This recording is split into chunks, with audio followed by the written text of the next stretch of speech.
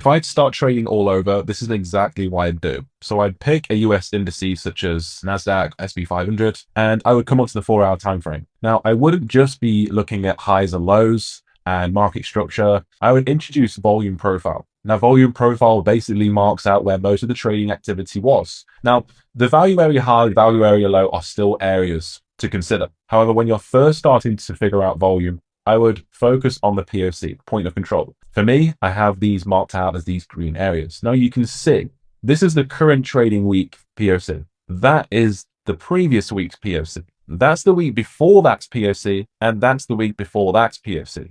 So where is price sat right now? It's clearly in a very high area of value. And I'm going to go one step further, go down to the 15-minute time frame, where you can see the session volume profile tool, as well as the periodic volume tool. Now we can see here that most of the trading volume is right where price currently is.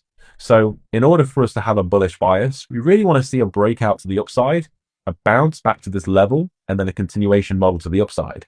And if we're looking for shorts, then we're looking for the opposite. We're looking for continuation to the downside, a bounce back into this region, and then lower time frame context for shorts. So what we can do is we can play price forward until New York actually opens and see which direction price wants to play. Now you can see here that first 15-minute of New York open, the volatility was rejecting upside with the wicks, as it had done once already, and downside pressure.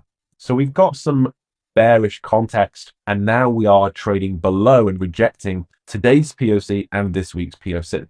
So at this point, it's very unlikely that price is going to continue trading above. You just don't have enough time in the session for that to happen. So if we have a look at what price does next, you can see price comes and reacts at this 15-minute gap. You can see that rejection. It does not close above the gap. Now you can use a 15-minute entry model if you really want to, and play that to the downside, and you see you get that rejection, under that instant rejection of the Asia lows. So you've got session-based liquidity.